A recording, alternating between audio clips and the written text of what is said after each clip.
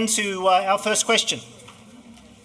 And I'm just going to summarise the questions, read them out, and one or other of us will, all the hard ones, I'm going to slip to Sandy, and I'll chip in where I can.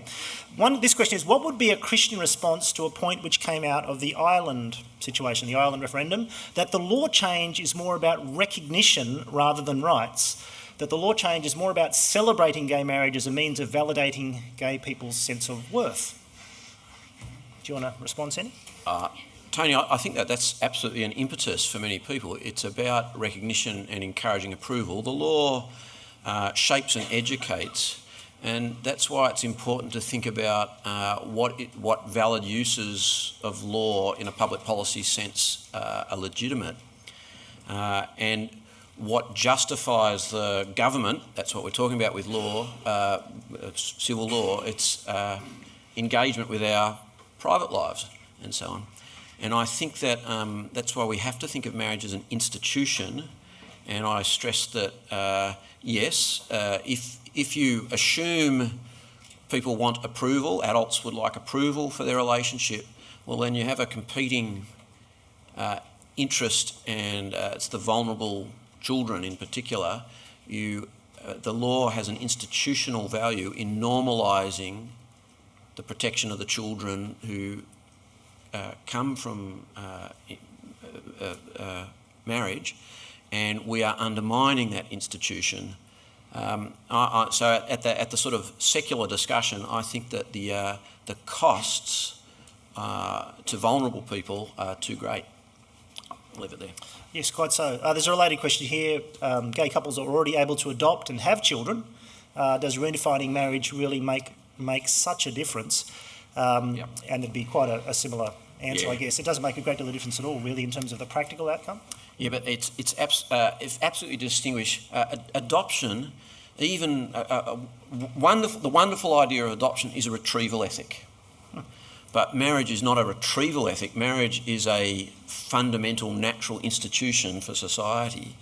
And so Katie Force, the person on Q&A raised by same-sex parents, said she could conceive where if a child has had no parents, been bashed and mistreated and so on, she could conceive a lesbian mother adopting the child, and that's better than the situation she was in. But that's a retrieval thing, and marriage law is about what we normalise as the right way to conduct our relationships for the protection of children and so on. It's a totally different situation. Just one other thing. Same-sex adoption was rushed through our New South Wales Parliament. At least the Victorian Parliament actually bothered to talk to the children who were conceived by ART and didn't know their biological parents. In New South Wales, that evidence wasn't even considered, and it's an emerging area of concern. And it was well, I won't go into all the process, but it was dreadfully rushed through, and we were blindsided by that. A related question on that research, someone has asked about links to some of those research papers that Sandy might have mentioned. There are some mentioned in the back of your outline. You'll notice a whole series of links and of articles and of further reading. What I'm going to do tomorrow or the next day, as soon as I can get to it, on the CCL website at more.edu.au/CCL, I'm going to put that whole list up also as clickable links so that you don't have to type out those long links. I'll put them all up there as a set of clickable links, and that includes Sandy's... Yeah, the Regnerus studies are the ones. They're the large population-based ones using a variety of objective measures from people who've moved into adulthood. A couple of them mention Regnerus as the name. Do you want to mention this as well while we're here? Yeah, and I recommend this book by Ryan Anderson, public policy philosopher and lawyer, from a Roman Catholic background, but as I said, sort of the natural law secular approach to it.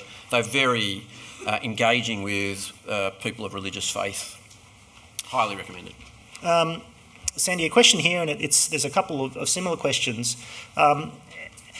The view of marriage you're talking about, which captures God's ideal for marriage, as it were, what God created marriage to be, this question is saying, does it really capture the brokenness of reality? So you're saying that, for example, marriage is oriented towards children, what if you can't? What about infertility and the tragedy of that? Does that mean that if you're infertile, if you know you're infertile, you shouldn't marry? Or if that kind of brokenness is part of our reality in the world, well, what about the brokenness of sexual orientation? Sure. I just did a funeral for mother-in-law of a Moore College graduate who married again. She was a widow, married at 70 to an 80-year-old. They were never going to have children. I don't think they should have been banned from marrying because, barring a Sarah-like miracle, they weren't going to have children. Because their relationship inherently modelled the kind, remember that word of Tony's? The kind of relationship that a marriage is. They were grandmotherly and grandfatherly together towards their grandchildren and step-grandchildren. They could bring the maleness and masculinity and femininity to their marriage, and they could model what husbands and wives ought to treat each other like to the younger husbands and wives and people who are still thinking about marriage. Infertility is not intrinsic to a male-female relationship. We don't do fertility tests before we permit people to marry. It's a sad, fallen situation, but it's a situation of fallenness, not of the ideal and not of the natural orientation or purpose. And so it's in a different category. And I think that once you stop to think about it, quite clearly so. Sure. One or two final ones. Sandy, it's asking, do you think Facebook and other social media efforts to promote traditional marriage are valuable or even vital to push against the tide of gay marriage advocacy? This is an interesting one, isn't it? Because as someone recently pointed out to me, one of our problems as Christians is that our arguments about the nature of marriage, about its purposes, and about how that is legislated and fits into our society, they're considered thoughtful arguments. I mean, Sandy had a 10-second version, but the 10-second version wasn't really that adequate either. On the other side, you've got heart. On the other side, you have heart plus heart equals marriage, or just the slogan, marriage equality. How do we deal with the sloganeering? And do you think we sloganeer back in return? What's your thoughts? More specifically to the Facebook sort of stuff, we do end up in echo chambers there because of the, our friends are our friends, and then it selects the things we're interested in from the people. I still think we've got to be involved and engaged there in the sort of manner that we've both spoken about. I do think there's some value in being able to state your point concisely that gets you straight to a key issue. But you're right, Ryan Anderson, whom a couple of us heard recently, said we don't have a slogan that is as good as the marriage equality slogan. But I don't think it's hard to... I think often we're better questioning as not just sloganeering, and it doesn't take much to question the heart plus heart kind of thing. Why one? Why not two brothers who want to care, bachelors who want to care with it? Why can't they marry? Why not? There were two heterosexual males who said, "Well, we want to marry now. We're not planning to sleep together here, but we're great mates. We want to share our bank accounts. We want to do stuff together. Why not?" And there's there's really no logical reason. Well, it happened at the conclusion of Boston Legal, didn't it? That's right. I haven't seen West Wing either, so. I think our time is just about gone. I might take one final one. Do we want to say anything about the whole issue of gender dysphoria or transgender and those people whose genetics are opposed to the body they're in and that kind of thing? And in terms of your presentation, how does that fit in? I might start. We do want to speak to such people and with such people and learn. I don't think this is always in the same category. And I found Patricia Werracoon's first book in this area reasonably helpful in that it just introduced me to this is a complex area, but I certainly don't want to be encouraging the plasticity that appears to be out there either. But I'm not sure that we're I'm not sure we're quite talking apples and apples. No, let's leave that alone. Yeah, yeah. It's also one of the curious contradictions of the debate over the past 30 or 40 years, if you've followed it. In terms of how the debate is presented from the other side, there's a constant flipping of the argument. It goes through periods of kind of essentialism where who I am is something that's so deep inside of a part of me that I can't change and that therefore must be respected. And then the argument flips towards choice and preference. So it was very interesting. In the mid to late 70s, the language was all sexual preference. Those of you who were around in the late 70s, early 80s might remember that the argument was, you will not tell me, I'm free to decide what my sexuality will be, and you can't tell me.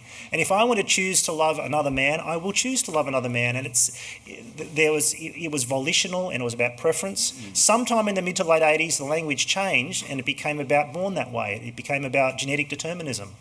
And it's the proponents of same-sex marriage and of sexual plasticity, in one sense, need to make up their mind. Is gender a social construct? We keep saying it is. Is gender a biological construct that is just given? You're born a particular way. I don't think the other side of things has really explained that clearly. I know we've got to finish. Can I sort of SMS a question to these guys, Yes. sort of metaphorically? Yep. And that is, I was really helpfully challenged. We were discussing this as a group of pastors in Wollongong. We get together every so often, and he kept saying, "Look, Sandy, you're wanting to talk about marriage." He says, "I'm wanting to talk about Jesus." He had the high moral ground there, didn't he? But he did help me with a question that I think is a really good question to be doing that, to be using marriage to talk about Jesus as well as the other way around. And that is, to your friends, why on earth do you think Jesus cares about who you sleep with? Yeah. I'd encourage you to try it out. Okay, I'm a Christian. Why on earth do you think Jesus cares about who you sleep with? Tell me your responses and we'll find out. I'm going to try it. Great one. In many ways, asking good questions, and taking the discussion in a direction that friends and family mightn't be expecting is always really helpful. It's partly why I was suggesting go back and talk about whether the world is a created thing or not, whether is marriage a particular kind of thing or not, and how would you know? Yeah, and that's the answer, because Jesus is the creator. Yeah. He's interested in it because he's made the world a certain way and wants us to live a certain way.